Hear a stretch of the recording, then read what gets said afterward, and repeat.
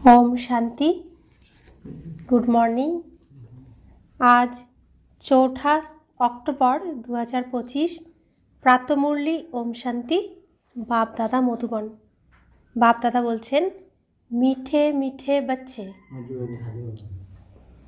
সর্বশ্রেষ্ঠ হওয়ার জন্য স্বয়ং ভগবান তোমাদেরকে শ্রেষ্ঠ মত দিচ্ছেন, যার দ্বারা তোমরা নরকবাসী থেকে স্বর্গবাসী হয়ে যাও। আজকের মূল্যের প্রশ্ন, ভবিষ্যতে দেবতা হওয়ার জন্য বাচ্চাদেরকে কোন বিষয়ের প্রতি বিশেষ মনোযোগ দিতে হবে?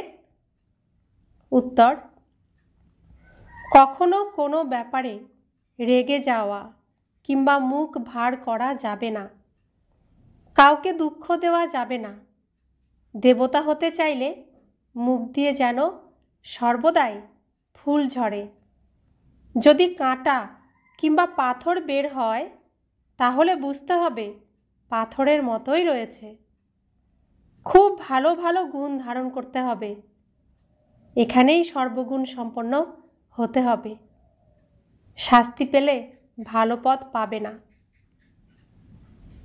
তো বাবা কত শিক্ষা দিচ্ছেন আমাদের প্রতিদিন। তো বাবার যে 32টি গুণ আছে সেই গুণ আমাদেরকে ধারণ করতে হবে, এখানেই আমাদেরকে সর্বগুণ সম্পন্ন হতে হবে, 16 কলা সম্পূর্ণ হতে হবে, সম্পূর্ণ নির্বিকারী হতে হবে, অহিংসা পরম ধর্মকে গ্রহণ করতে হবে, আর সমস্ত আত্মার মধ্যে আমি আত্মা শ্রেষ্ঠ আত্মা, সমস্ত পুরুষ আত্মার মধ্যে আমি উত্তম আত্মা, পুরুষোত্তম আত্মা হতে হবে। ওম শান্তি। নতুন বিশ্ব বা নতুন দুনিয়ার মালিক আত্মিক বাচ্চাদেরকে আত্মিক পিতা স্বয়ং বসে থেকে বোঝাচ্ছেন। এটা তো বাচ্চারা বুঝেছে যে বাবা এসেছেন অসীম জাগতিক উত্তরাধিকার দিতে। আমরা আগে এর যোগ্য ছিলাম না, তা আমরা আগে কি উত্তরাধিকারের সম্পর্কে জানতাম? বাবা এসে আমাদের বুঝিয়েছেন, তখন আমরা জেনেছি, ধীরে ধীরে আমরা যোগ্য হয়ে উঠছি। মানুষ বলে, হে প্রভু, আমার কোনো যোগ্যতাই নেই, আমাকে যোগ্য বানিয়ে দাও। বাবা এখন বাচ্চাদেরকে বোঝাচ্ছেন, তোমরাও মানুষ আর এই দেবতারাও মানুষ, কিন্তু এদের মধ্যে দিব্যগুণ আছে, তাই এদেরকেই সত্যিকারের মানুষ বলা যাবে। মানুষের মধ্যে আসরিক গুণ থাকার জন্য তাদের আচার আচরণ পাশবিক হয়ে যায়। যদি দিব্যগুণ না থাকে তাহলে বলা যাবে যে তার মধ্যে আসরিক গুণ রয়েছে। এখন পুনরায় বাবা এসে তোমাদেরকে শ্রেষ্ঠ দেবতা বানাচ্ছেন। তো আমরা শাস্ত্রে শুনেছিলাম যে আমরা 84 লক্ষ যোনি পার হয়ে শ্রেষ্ঠ মানব জন্ম পাই। তো আমরা শুরুতে দেবতা, ক্ষত্রিয়, যখন বৈশ্য হলাম, বৈশ্য থেকে আমরা ধীরে ধীরে পশুর আচরণে চলে এসেছি। তো যখন আমি পশুর আচরণ করছি তখন আমার সেটা পশুজনই পার করছি। দেহ মানুষের কিন্তু আচরণ পশুর, ওটাকেই বলছে পশু জন্ম। তো প্রত্যেকটি জন্ম পার করে এসে, অর্থাৎ 84টি জন্ম পার করে এসে শেষে আমরা এই শ্রেষ্ঠ মানব জন্ম পাচ্ছি, মানব শরীরে থেকে ঈশ্বরের কাছে আসার, ঈশ্বরের পরিবারে জন্মগ্রহণ করার এই যে জন্ম, এটাই হলো, এটাকেই শাস্ত্রে দেখানো হয়েছে 84 লক্ষ যোনি পার করে আমরা শ্রেষ্ঠ মানব জন্ম পাচ্ছি, যে জন্ম একবারই পাওয়া যায়, বারবার পাওয়া যায় না। তো এখানে এসে আমরা এই শিব পরিবারে এসে, শিব বাবার ঘরে ব্রহ্মা বাবার দ্বারা আমাদের যে নতুন জন্ম হয়, এই জন্মে আমরা সমস্ত পশুর আচরণ, অসুরের আচরণ সব কিছুকে চেঞ্জ করি, পরিবর্তন করি। ভগবান এসে আমাদেরকে অসুর থেকে মানুষ, মানুষ থেকে দেবতা বানান। এই লক্ষ্মীনারায়ণ হলো সত্যভূমির নিবাসী, সত্যিকারের মানুষ। এনাদেরকেই দেবতা বলা হয়। এনাদের মধ্যে দিব্যগুণ রয়েছে। হয়তো মানুষ গান করে, হে পতিত পাবন তুমি এসো, কিন্তু আগে পবিত্র রাজারা কেমন ছিল এবং তারপর সেই রাজারা কিভাবে পতিত হলো, এইসব রহস্য কেউ জানে না। ওটা হলো ভক্তির পথ, জ্ঞানমার্গের ব্যাপারে কেউই জানে না। বাচ্চারা, তোমাদেরকেই এখন বাবা বোঝাচ্ছেন এবং এরকম বানাচ্ছেন।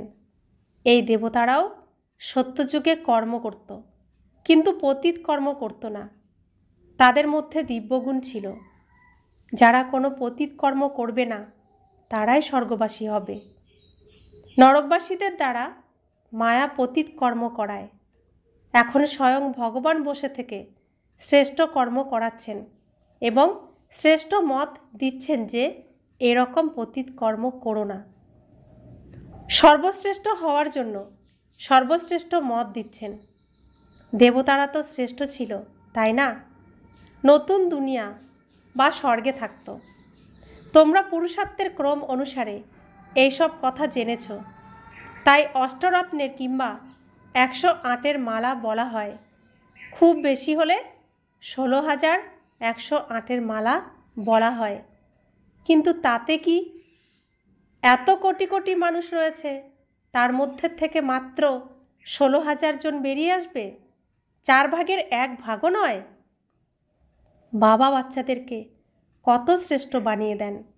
তিনি রোজ বাচ্চাদেরকে বোঝান যে কোনো বিকর্ম করো না। তোমরা এইরকম বাবাকে পেয়েছ, তাই কত খুশি হওয়া উচিত। তোমরা বুঝেছ যে স্বয়ং অসীম জগতের পিতা আমাদেরকে অ্যাডপ্ট করেছেন। আমরা তাঁর সন্তান হয়েছি। বাবা হলেন স্বর্গের রচয়িতা। সুতরাং এইরকম স্বর্গের মালিক হওয়ার জন্য সর্বগুণে পূর্ণ হতে হবে। এই লক্ষ্মীনারায়ণ সর্বগুণে পূর্ণ ছিলেন। তাদের সেই যোগ্যতার গুণগান করা হয়। তারপর 84 জন্ম পরে আবার অযোগ্য হয়ে যায়। 1 জন্ম নিচে নামলেও একটু কলা কমে যায়। যেভাবে ড্রামা উকুনের মতো চলতে থাকে, সেরকম ধীরে ধীরে কলা কম হতে থাকে। তোমরাও ধীরে ধীরে নিচে নামতে নামতে 1250 বছরে 2 কলা কম হয়ে যায়। তারপর রাবণের রাজত্বে খুব তাড়াতাড়ি অধঃপতন হতে থাকে। সূর্য কিংবা চন্দ্রের যেমন গ্রহণ লাগে, সেই রকম গ্রহণ লেগে যায়। এমন তো নয় যে চন্দ্র কিংবা তারাদের গ্রহণ লাগে না, সকলেরই সম্পূর্ণ গ্রহণ হয়েছে। এখন বাবা বলছেন স্মরণের দ্বারাই গ্রহণ কাটবে। কোনো পাপ করো না। 1 নম্বর পাপ হলো দেহের অভিমান আসা। এটা খুব কড়া পাপ। বাচ্চাদেরকে কেবল এই একটা জন্মের জন্যই শিক্ষা দেওয়া হচ্ছে। কে শিক্ষা দিচ্ছেন? স্বয়ং ভগবান শিব বাবা, আমাদের পিতা। কাদেরকে শিক্ষা দিচ্ছেন? যারা নাটকে, এই পৃথিবী স্টেজে নাটকে প্রথম সিন থেকে অভিনয় করবে, তাদেরকে বাবা শিক্ষা দিচ্ছেন। ভগবান সকলের পিতা যিনি, তিনি একবার এই স্টেজে আসেন, আর তিনি যখন এই স্টেজে আসেন, তিনি যে টেন্ট বানান, অর্থাৎ গ্রিন হাউস সাজঘর বানান, সেখানে আমাদের একবারই জন্ম হয়। আর আমরা পুরো নাটকে অভিনয় করার জন্য একবারই এই শিক্ষা পাই। তাই বাবা আমাদেরকে একটা জন্মের জন্যই শিক্ষা দিচ্ছেন, কারণ এই সময়েই দুনিয়ার পরিবর্তন হচ্ছে। এরপর আর এরকম শিক্ষা কখনো পাওয়া যাবে না। তাই বলা হয় বারে বারে আর আসা হবে না। এটাই শ্রেষ্ঠ মানব জন্ম, একবারই জন্ম হয়। ব্যারিস্টার ইত্যাদি শিক্ষা তো তোমরা জন্ম জন্ম ধরে নিয়েছ। স্কুল তো চিরকাল ছিল। এই জ্ঞান কেবল একবারই পাওয়া যায়। জ্ঞানের সাগর বাবা কেবল একবারই আসেন। তিনি যুগে যুগে, অর্থাৎ কলিযুগের শেষ, সত্যযুগের শুরু, তার মাঝখানে, এই 2 যুগের মাঝখানে তিনি আসেন। তাই সময় আমি যুগে যুগে বলছেন। তো গীতা শাস্ত্রে এই কথা আছে না, যদা যদা হি ধর্মস্য, তো সেখানে এই কথা বলেছেন। তো তিনি একবারই আসেন। এক কল্প শেষ, আরেক কল্প শুরু হবে, ঠিক তার মাঝখানে তিনি আসেন। একটা নাটক শেষ হবে, আরেকটা নাটক শুরু হবে। তো আরেকটা নাটক শুরু করার আগে অ্যাক্টরদের রেডি করার জন্য তিনি আসেন। জ্ঞানের সাগর বাবা কেবল একবারই আসেন। তিনি নিজের এবং নিজের রচনার আদি মধ্য অন্তিমের পুরো জ্ঞান শোনান। বাবা কত সহজভাবে বোঝাচ্ছেন যে তোমরা আত্মারা পার্ট প্লে করছো। আত্মারা নিজের বাড়ি থেকে এখানে এসে অ্যাক্ট করে। ওই ঘরকে বলা হয় মুক্তিধাম, আর স্বর্গকে বলা হয় জীবন মুক্তি। এখানে রয়েছে জীবনের বন্ধন। এই সব কথাগুলো সঠিকভাবে মনে রাখতে হবে। মোক্ষ কখনোই পাওয়া যায় না। মানুষ বলে যে মোক্ষ লাভ হোক, অর্থাৎ এই আসা যাওয়ার চক্র থেকেই বেরোতে চায়, কিন্তু কেউই নিজের পার্ট ছেড়ে বেরোতে পারে না। এই খেলা অনাদি এবং পূর্বনির্মিত। ওয়ার্ল্ড হিস্ট্রি জিওগ্রাফি হুবহু রিপিট হয়। সত্যযুগে ওই দেবতারাই আবার আসবে। তারপর ধীরে ধীরে ইসলাম এবং বৌদ্ধরা আসবে। এইভাবে হিউম্যান ট্রি তৈরি হবে। এই বৃক্ষের বীজ রয়েছে উপরের দিকে। বাবা হলেন এই মনুষ্য সৃষ্টিরূপী বৃক্ষের বীজ। এই কল্পবৃক্ষের, মনুষ্য সৃষ্টির কল্পবৃক্ষের বীজ রয়েছে উপরের দিকে, আর বাবা হলেন এই মনুষ্য সৃষ্টিরূপী বৃক্ষের বীজ।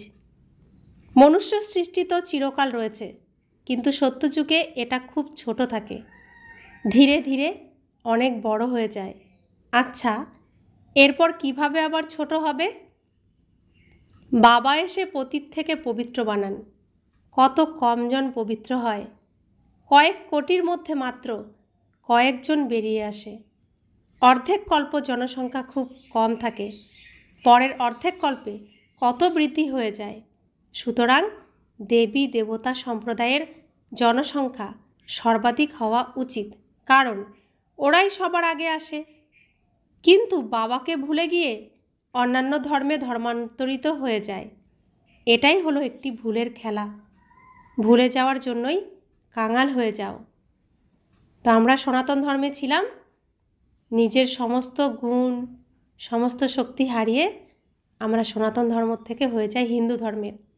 নিজের ধর্মকেই ভুলে যাই, সেজন্য আমরা কাঙাল হয়ে যাই।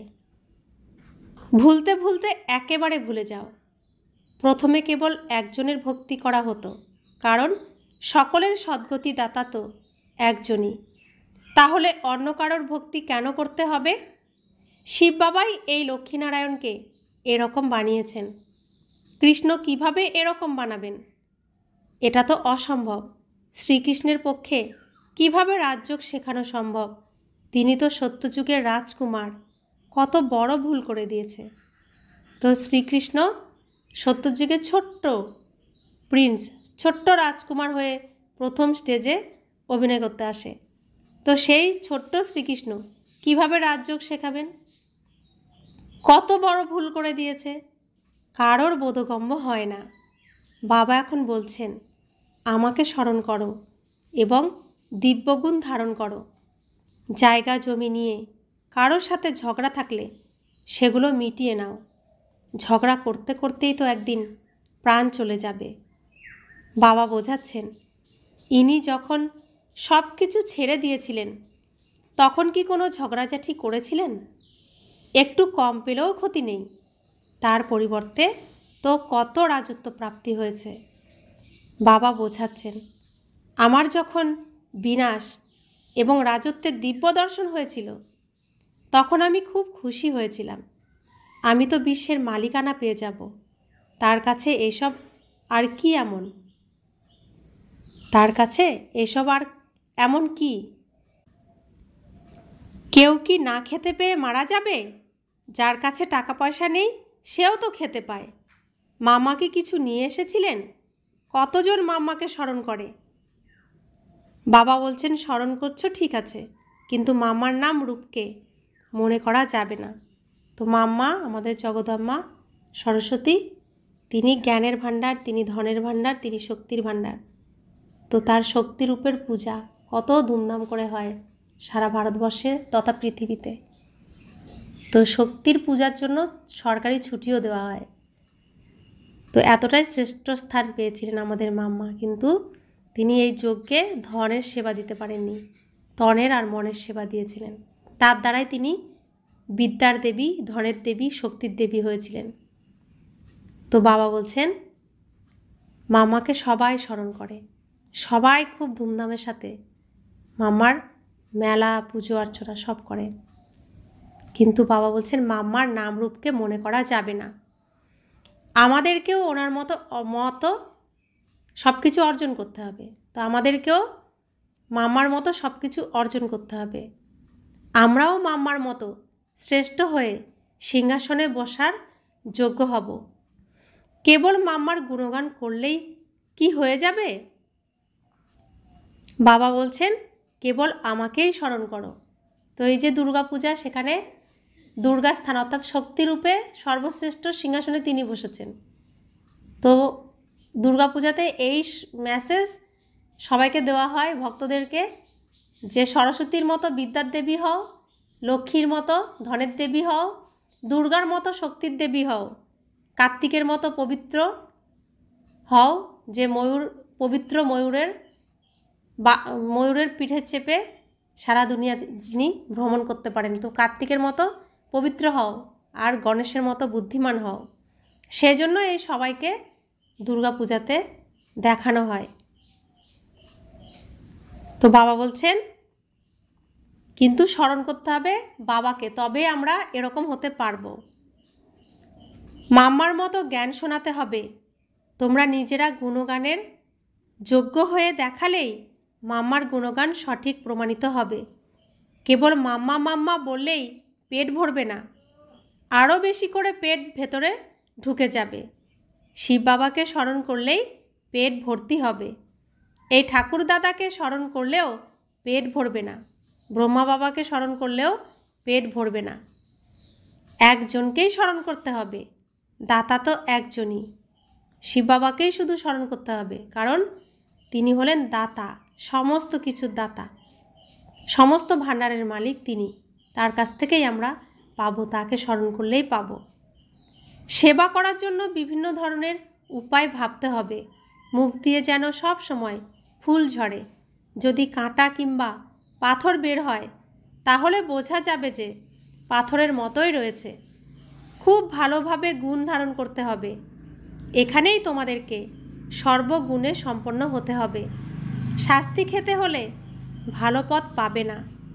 বাবার কাছ থেকে সরাসরি শোনার জন্য এখানে বাচ্চারা আসে। কোথায় আসে? এই ঈশ্বরীয় বিশ্ববিদ্যালয়ে। বাবার কাছে সরাসরি শুনতে হলে ঈশ্বরীয় বিশ্ববিদ্যালয়ে আসতে হবে, মধুবনে যেতে হবে। এখানে বাবা টাটকা নেশা ধরিয়ে দেন। সেন্টারেও নেশা হয়, কিন্তু বাড়িতে গিয়ে প্রিয়জনের মুখ দেখলে সেই নেশা কেটে যায়। এখানে তোমরা জানো যে আমরা বাবার পরিবারের মধ্যে বসে আছি। ওখানে তো আসরিক পরিবার রয়েছে, কত ঝগড়াঝাটি চলে। ওখানে গেলেই আবর্জনার মধ্যে গিয়ে পড়ে যাও। এখানে থাকার সময়ে তো বাবার কথা একটুও ভোলা উচিত নয়। দুনিয়ায় কেউই সত্যিকারের শান্তি পেতে পারে না। কেবল বাবা ছাড়া অন্য কেউই পবিত্রতা, সুখ, শান্তি, সম্পত্তি দিতে পারবে না। তবে এমন নয় যে বাবা আশীর্বাদ করেন আয়ুষ্মান ভব, পুত্রবান ভব। না, আশীর্বাদ থেকে কিছুই পাওয়া যায় না। মানুষ তো এটাই ভুল ভেবেছে। কোনো সন্ন্যাসীও আশীর্বাদ করতে পারে না। আজকে আশীর্বাদ করলো, তারপর কালকে নিজেই মারা গেল। সেরকম দেখো কতজনেই না পোপ হয়েছে, একজনের পর আরেকজন। এইভাবে গুরুর পদের অধিকারী হয়। কম বয়সেই যদি গুরু মারা যায় তাহলে অন্য কারোর শিষ্যত্ব গ্রহণ করে, অথবা তার কোনো শিষ্যকে গুরুর পদে বসিয়ে দেয়। এখানে তো স্বয়ং বাপ দাদাই দাতা। এখানে স্বয়ং শিব বাবা আর ব্রহ্মা বাবা অর্থাৎ শ্রীকৃষ্ণ, এরাই হলেন দাতা। ইনি কিছু নিয়ে কি করবেন? বাবা তো নিরাকার, নিলে তো শরীরধারীকেই নিতে হবে। তো শিব বাবা নিরাকার, নিলে তো ব্রহ্মা বাবাকেই নিতে হবে। এটাও বোঝার ব্যাপার।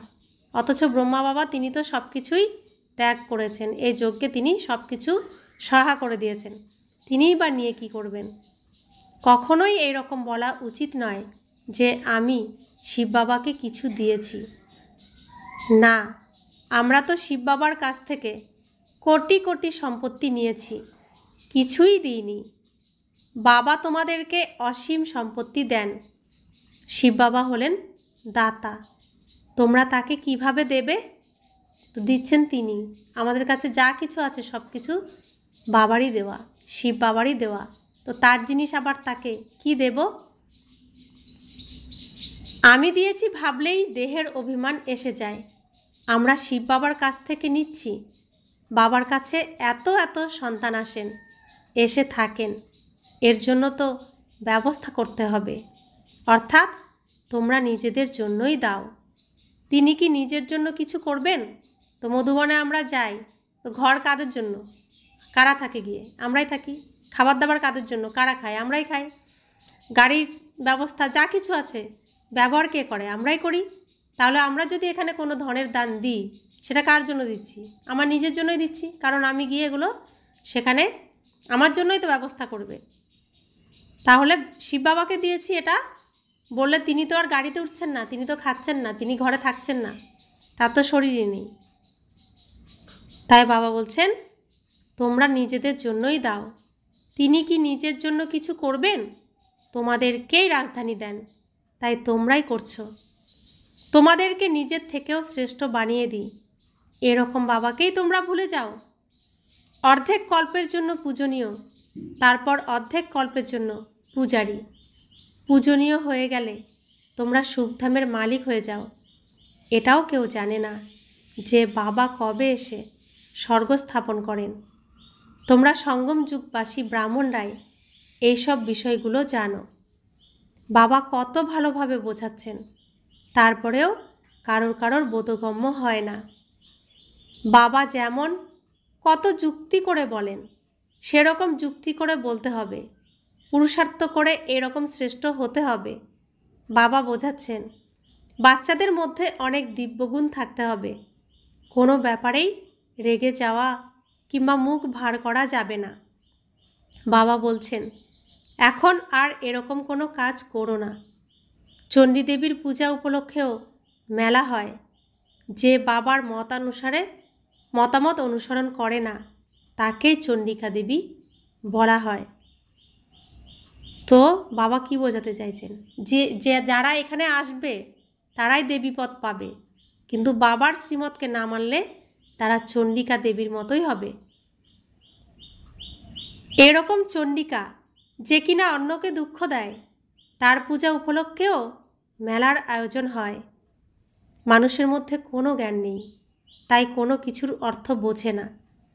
আজকাল অনেকের মধ্যেই একটুও শক্তি নেই, একেবারে ফাঁপা। তোমরা যখন বাবাকে ভালোভাবে স্মরণ করো তখন তোমরা শক্তি পেয়ে যাও, কিন্তু এখানে থাকার সময়েও অনেকের বুদ্ধি বাইরের দিকে চলে যায়। তাই বাবা বলেন এখানে ছবির সামনে এসে বসো, তাহলে তোমাদের বুদ্ধি ওতেই বিজি থাকবে। যখন সৃষ্টির চক্র কিংবা সিঁড়ির বিষয়ে কাউকে বোঝাবে তখন বলো যে সত্যযুগে অনেক কম সংখ্যক মানুষ থাকবে, এখন অনেক মানুষ আছে। বাবা বলছেন আমি ব্রহ্মার দ্বারা নতুন দুনিয়া স্থাপন করাই আর তারপর পুরাতন দুনিয়ার বিনাশ করাই। এইভাবে বসে বসে কথা বলার অভ্যাস করতে হবে। নিজেই নিজের মুখ খুলতে পারো। মনের অন্তরের কথাগুলো বাইরেও বেরিয়ে আসা উচিত, বোবা তো নয়। ঘরে চিৎকার করার সময়ে মুখ খুলে যায়, আর জ্ঞান শোনানোর সময়ে খোলে না। ছবি তো সকলেই পেয়ে যাবে। নিজের বাড়ির কল্যাণ করার জন্য সাহস রাখতে হবে। নিজের রুমকে ছবি দিয়ে সাজিয়ে দাও, তাহলে তুমি বিজি থাকবে, সেটা তোমার লাইব্রেরির মতো হয়ে যাবে। অন্যের কল্যাণ করার জন্য অনেক ছবি লাগিয়ে দিতে হবে। যে আসবে তাকে বোঝাও তোমরা এইভাবে অনেক সেবা করতে পারবে। একটু শুনলেও প্রজা হয়ে যাবে। উন্নতি করার জন্য বাবা অনেক রকমের উপায় বলছেন। বাবাকে স্মরণ করলে তোমাদের বিকর্ম বিনাশ হয়ে যাবে। এছাড়া গঙ্গায় গিয়ে একেবারে ডুবে আসলেও বিকর্মের বিনাশ হবে না। তো গঙ্গায় গিয়ে যতই স্নান করো তোমার বিকর্মের বিনাশ হবে না। গঙ্গায় স্নান কে করছে? শরীর। আর পাপ কে করেছে? আত্মা। স্নান কাকে করাতে হবে? আত্মাকে। তাই বাবা বলছেন যদি গঙ্গায় গিয়ে তুমি ডুবেও থাকো তবুও বিকর্মের বিনাশ হবে না। এগুলো সব অন্ধবিশ্বাস। হরিদ্বারে গোটা শহরের আবর্জনা গঙ্গায় এসে পড়ে। সমুদ্রেও কত আবর্জনা ফেলা হয়। নদীতেই যখন এত আবর্জনা পড়ে তাহলে তার দ্বারা কিভাবে পবিত্র হওয়া যাবে? তো যদি গঙ্গা যদি সবাইকে পবিত্র করতে পারত তাহলে নিজেকে পবিত্র করতে পারতো না? তাহলে সব আবর্জনা গিয়ে গঙ্গায় ফেলছে, গঙ্গা সেগুলোকে ধারণ করে নিজেই অপবিত্র হয়ে যাচ্ছে। মায়া সবাইকে অবুঝ বানিয়ে দিয়েছে। বাবা কেবল বাচ্চাদেরকেই বলেন আমাকে স্মরণ করো। তোমরা আত্মারাই তো ডেকেছিলে, হে পতিত পাবন তুমি এসো। তোমাদের শরীরের লৌকিক পিতা তো একজন আছেই, কেবল বাবাই হলেন পতিত পাবন। এখন আমরা সেই বাবাকেই স্মরণ করছি যিনি পবিত্র বানিয়ে দেন। তিনি হলেন জীবন মুক্তির দাতা, অন্য কেউ নয়। এত সহজ কথাটার অর্থ কেউ বুঝতে পারে না। अच्छा, मीठे मीठे सिखिलदे बच्चों प्रति माता पिता बाप दादा का याद प्यार और गुड मॉर्निंग। रूहानी बाप की रूहानी बच्चों को नमस्ते। हम रूहानी बच्चों की रूहानी माता पिता बाप दादा को याद प्यार, गुड मॉर्निंग और नमस्ते नमस्ते नमस्ते। शुक्रिया बाबा, शुक्रिया बाबा, शुक्रिया। धारणार जन्य मुखसार। मुख থেকে জ্ঞানরত্ন বের করার অভ্যাস করতে হবে। কখনোই মুখ থেকে কাঁটা কিংবা পাথর যেন না নির্গত হয়। নিজের এবং নিজের গৃহের কল্যাণের জন্য ঘরেই ছবি সাজিয়ে রাখতে হবে এবং সেই ছবি নিয়ে বিচার সাগর মন্থন করে অন্যকেও বোঝাতে হবে। বিজি থাকতে হবে, কারণ খালি মস্তিষ্ক থাকলে তো শয়তানের সেখানে বাসা হবে। তাই বাবা বলছেন মনকে বিজি রাখো। দ্বিতীয় ধারণা, বাবার কাছ থেকে আশীর্বাদ চাওয়ার বদলে তার শ্রেষ্ঠ মত অনুসারে চলতে হবে। শিব বাবাই হলেন দাতা, তাই তাঁকে স্মরণ করতে হবে। কখনোই যেন অভিমান না আসে যে আমি বাবাকে এত কিছু দিয়েছি। আমরা যা দিচ্ছি এই যজ্ঞে নিজের জন্যই দিচ্ছি, নিজেরই রাজ্য স্থাপন হচ্ছে। বরদান, বাবার সমান স্থিতির দ্বারা সময়কে নিকটে নিয়ে এসে ততোত্তমের বরদানী ভব। আমিত্ব ভাবকে সমাপ্ত করা অর্থাৎ বাবার সমান স্থিতিতে স্থিত হয়ে সময়কে নিকটে নিয়ে আসা। যেখানে নিজের দেহতে বা নিজের কোনো বস্তুর প্রতি আমিত্ব ভাব থাকে সেখানে সমতাতে পার্সেন্টেজ থাকে। পার্সেন্টেজ মানে ডিফেক্ট। এরকম ডিফেক্ট আত্মা কখনো পারফেক্ট হতে পারবে না। পারফেক্ট হওয়ার জন্য বাবার লাভে সদা লাভলীন থাকো। সদা লাভে লাভলীন থাকলে সহজেই অন্যদেরকেও নিজের সমান বা বাবার সমান বানাতে পারবে। বাপদাদা নিজের লাভলি আর লাভলীন থাকা বাচ্চাদেরকে সদা ততোত্তমের বরদান দেন। স্লোগান, একে অপরের মতামতকে রিগার্ড দাও, তাহলে নিজের রেকর্ড ভালো হয়ে যাবে। তো একে অপরের মতামতকে সম্মান দাও, তবে সম্মান দিলে নিজের রেকর্ডও ভালো হয়ে যাবে। অব্যক্ত ইশারা, নিজের আর সকলের প্রতি মনের দ্বারা যোগের শক্তিগুলির প্রয়োগ করো। মনসা সেবার জন্য মন বুদ্ধির দ্বারা ব্যর্থ চিন্তা করা থেকে মুক্ত হতে হবে। মনমনা ভব মন্ত্রের সহজ স্বরূপ হতে হবে। যে শ্রেষ্ঠ আত্মাদের মনসা শ্রেষ্ঠ অর্থাৎ শক্তিশালী হয়, শুভ ভাবনা শুভ কামনা যুক্ত হয়, তারা মনসার দ্বারা শক্তিগুলির দান করতে পারে। তো এখন বাবা আমাদের ধীরে ধীরে কত শ্রেষ্ঠ বানাচ্ছেন, শ্রেষ্ঠ কর্ম শেখাচ্ছেন। এই পৃথিবীতে এখন দুঃখ অশান্তি অতির দিকে চলে যাচ্ছে, আর আত্মারা শান্তি সুখ খুঁজে বেড়াচ্ছে। তো বাবা বলছেন এই সমস্ত আত্মাদের প্রতি, এই প্রকৃতির প্রতি শুভ ভাবনা, শক্তিশালী মনসা সেবা, শুভ কামনা যুক্ত হয়ে তাদের মঙ্গল করতে হবে, তাদেরকে বাবা শক্তি দিতে হবে। এই শক্তিগুলি দান করতে হবে, তাহলে আমি শক্তি স্বরূপা দেবী হয়ে যাব, আর আমি আমার লক্ষ্যে ধীরে ধীরে পৌঁছেও যাব। ওম শান্তি।